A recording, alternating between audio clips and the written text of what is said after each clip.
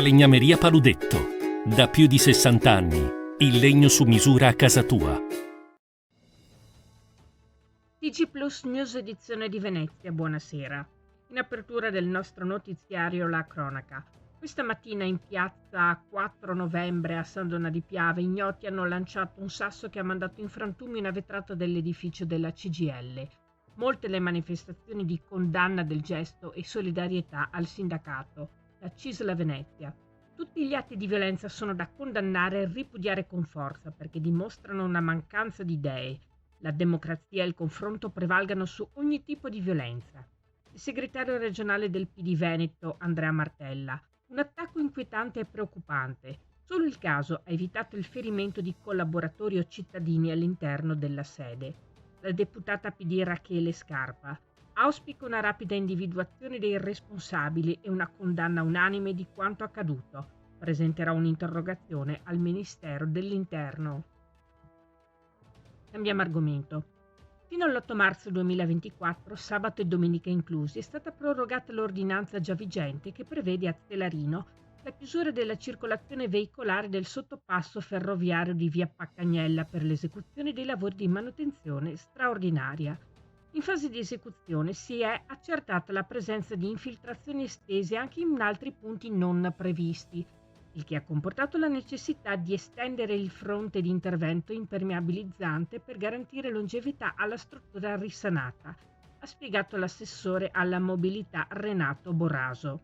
Si è ritenuto di modificare, continua Boraso, alcune soluzioni tecniche e progettuali per aumentare la tenuta delle impermeabilizzazioni già eseguite, a fronte di una situazione che è risultata più invecchiata del previsto, oggi obsoleta e non più utilizzata nei nuovi sottopassi.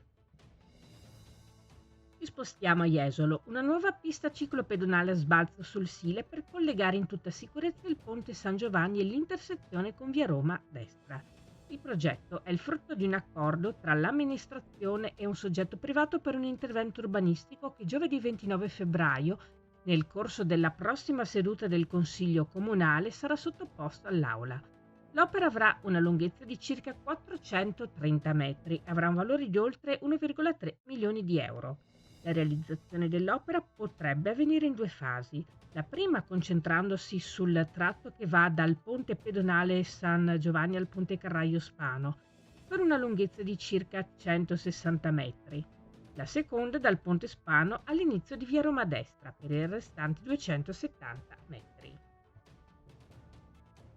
E dallo scorso 11 gennaio gli agricoltori delle province di Venezia, Padova e Rovigo hanno unito le loro forze per dare vita a Condifesa Veneto Est, il consorzio che si occupa delle assicurazioni agevolate in agricoltura, riunito in assemblea generale per la prima seduta mercoledì 21 febbraio a Mestre presso il Parco Hotel ai Pini.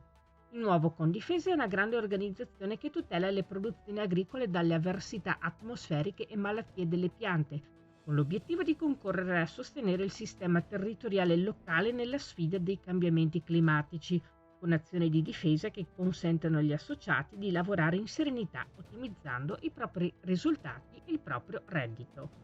Questa era la nostra ultima notizia. Grazie per essere stati con noi. Arrivederci.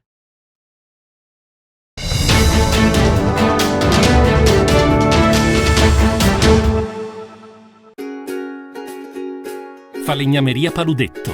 Da più di 60 anni. Il legno su misura a casa tua.